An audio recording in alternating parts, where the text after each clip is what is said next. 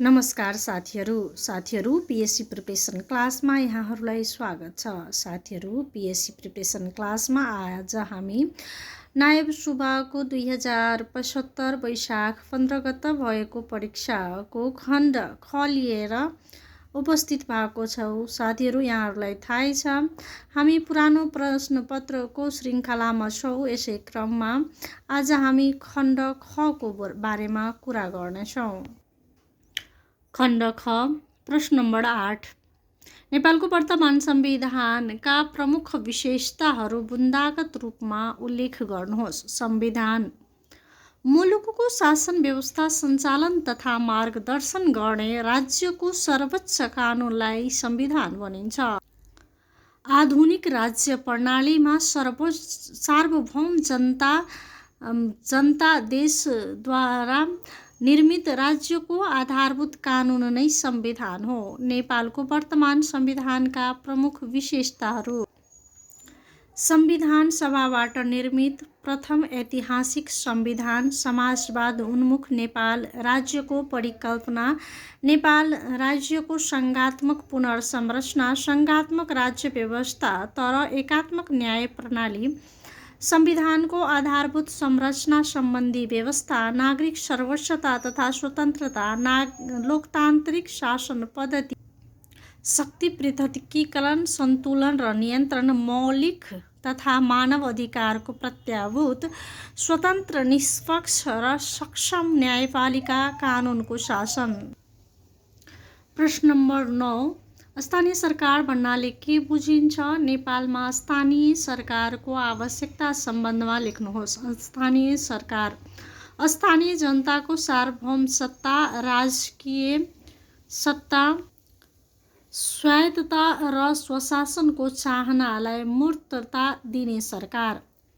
स्थानीय तहको शासन व्यवस्था सञ्चालन गर्ने वैधानिक संयन्त्र नै स्थानीय सरकार हो। स्थानीय जनताको सहभागिता र नेतृत्वमा निर्मित हुन्छ।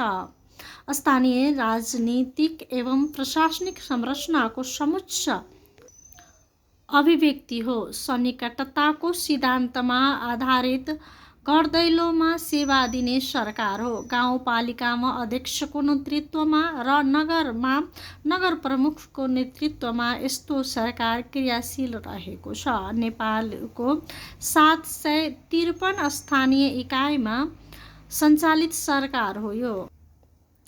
नेपालमा स्थानीय सरकारको आवश्यकता: स्थानीय जनहितका निमित्त स्थानीय शासनको सञ्चालन र व्यवस्थापन गर्न, स्थानीय तहमा लोकतन्त्रको अत्युत्तम अभ्यास गर्न, स्थानीय नेतृत्व क्षमताको वृद्धि गर्न, शासनमा स्थानीय जनसहभागिताको अधिकार प्रवर्धन गर्न, स्थानीय स्रोत साधनको अत्युत्तम र अधिकतम परिचालन गर्न, स्थानीय आवश्यकता र आकाङ्क्षाको स्थानीय तहमै सम्बोधन गर्न, विकेन्द्रीकरणको अभ्यासलाई सार्थक बनाउन, केन्द्रीय सरकारको कार्यबोझलाई न्यून तुल्याउन।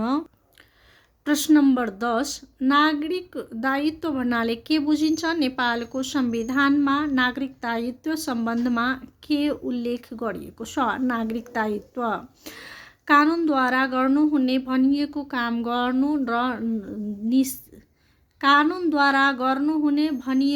गर्नु र निषेध गरिएको काम नगर्नु कर्तव्य हो। कर्तव्य कानुनद्वारा निर्धारित गरिएको हुन्छ। नागरिक भएका हैसियतले निर्वाह गर्नुपर्ने जिम्मेवारीहरूलाई जनताका कर्तव्य तथा दायित्व भनिन्छ। जनताले परिकल्पना गर्नुपर्ने यस्ता कर्तव्य तथा दायित्वहरूले राज्यका दायित्वहरू सङ्कल्पहरूको कार्यान्वयनमा अर्थपूर्ण भूमिका निर्वाह गर्दछ, तसर्थ यसको विशेष महत्त्व रहन्छ। जनताका कर्तव्यहरूले जनताको अधिकार उपयोगमा वाञ्छित सीमाङ्कन गरेको हुन्छ। अधिकारले दुरुपयोग निम्त्याउन सक्ने हुँदा कर्तव्य र अधिकारको तालमेल अपेक्षित हुन्छ। नेपालको संविधानमा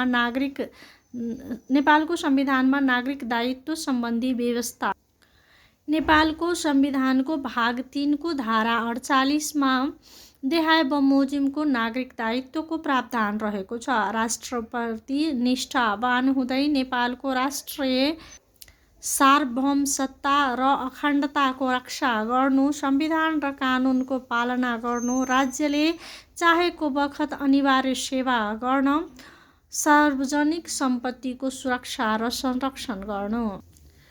प्रश्न नम्बर 11, समावेशी लोकतन्त्रका फाइदाहरू छोटकरीमा चर्चा गर्नुहोस्। समावेशी लोकतन्त्र शासनमा सर्वपक्षीय सहभागिता, समानता र क्षमताको माध्यमद्वारा शासनमा सबैको अपनत्व बोध गराउने पद्धति हो। राज्यको मूलधारको रूपमा रहेको राजनीतिमा यसले समानुपातिक प्रतिनिधित्व तथा राजनीतिक समावेशीकरणको वकालत गर्दछ।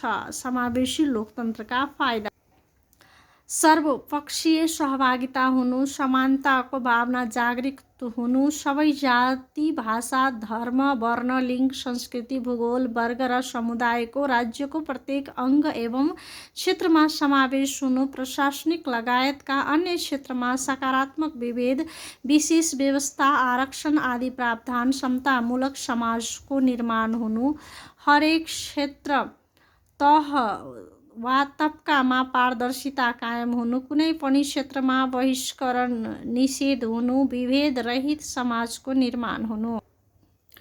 प्रश्न नम्बर 12, कानुनी राज्यको अवधारणा उल्लेख गर्दै नेपालमा भएको यसको प्रयोग बारे लेख्नुहोस्। कानुनी राज्यको अवधारणा: रुल अफ ल, फ्रेन्च शब्दावली ला प्रिन्सिप द लेगालिटी, द प्रिन्सिपल अफ लेगालिटीबाट विकसित भएको हो, जसको अर्थ व्यक्तिबाट होइन कानुन निर्दिष्ट सरकार भन्ने हुन्छ।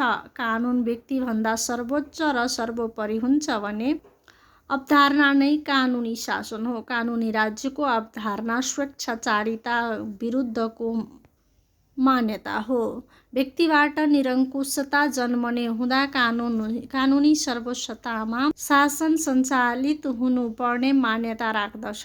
ग्रीकको आदर्श नगर राज्यको अभ्यासमै कानुनी राज्यको सीमित परिकल्पना भएको देखिन्छ। म्याग्ना कार्टा 2012 15 जुन 15 कानुनी राज्यको विकासको कोसेडुङ्गे माइलस्टोनका रूपमा रहेको छ। धारा 63 धारामा संरक्षित म्याग्ना कार्टा कानुनी राज्यको सम्बद्ध केही व्यवस्था प्रत्येक व्यक्तिलाई कानुनी अनुसार नै दण्ड दिने, न्यायलाई ढिला इन्कार र न्याय नबेच्ने प्रतिबद्धता, राजाका मन्त्री तथा कर्मचारीहरूले कानुन जान्नु र मान्नु पर्ने, बेलायती संसदले जारी गरेको बिल अफ राइट्सको कानुनी सर्वोच्चता माथि जोड दिएको, अमेरिकी स्वतन्त्रता सङ्ग्राम तथा फ्रान्सेली राज्यक्रान्तिले कानुनी सर्वोच्चता माथि जोड दिएको, सन् 1885 कानुनी राज्यको आधुनिक विकास एभिडेसीले गरेका हुन्। नेपालमा कानुनी राज्यको प्रयोग 2007 साल पूर्व विक्रम सम्वत 1910 पौष 7 को मुल्की ऐन नै नेपालमा कार्यान्वयन भएको पहिलो सामाजिक कानुन हो। नेपाल सरकार वैधानिक कानुन 2004, यो संविधान लागू भएन तर संवैधानिक विकास क्रमको पृष्ठभूमि निर्माण भएको पाइन्छ।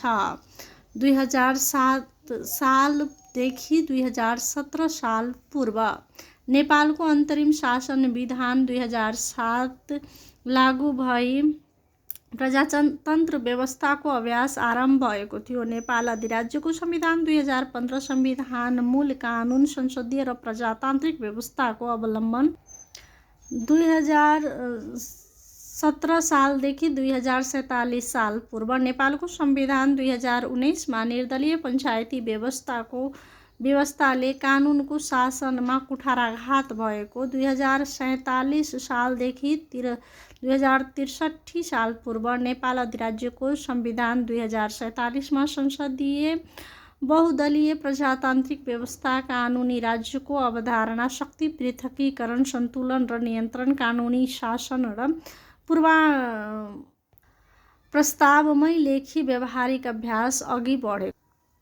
2063 सालदेखि 2072 साल पूर्व नेपालको अन्तरिम संविधान 2063 कानुनी राज्यको अवधारणा र लोकतान्त्रिक मूल्य मान्यता प्रतिको प्रतिबद्धता, लोकतान्त्रिक शासन, मानव अधिकार, सुशासनको अवधारणाले कानुनी शासन थप उत्कृष्ट बनेको।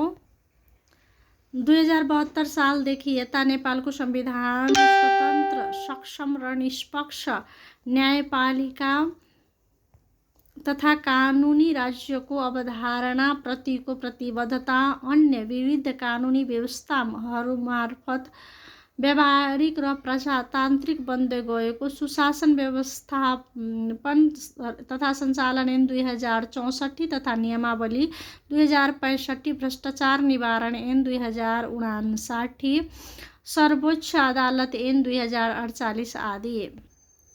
निष्कर्ष: सबैलाई कानुनद्वारा समान व्यवहार र समान संरक्षण नै कानुनी राज्यको मर्म। अतः समय काल परिस्थिति अनुसार नेपालमा पनि यसको अनुसरण गरिएको पाइन्छ। साथीहरू, आजलाई यति नै। अर्को खण्ड अर्को भिडियोमा ल्याउनेछौँ। त्यति बेलासम्म लाइक, कमेन्ट एन्ड सब्स्क्राइब गर्दै गर्नुहोला। धन्यवाद।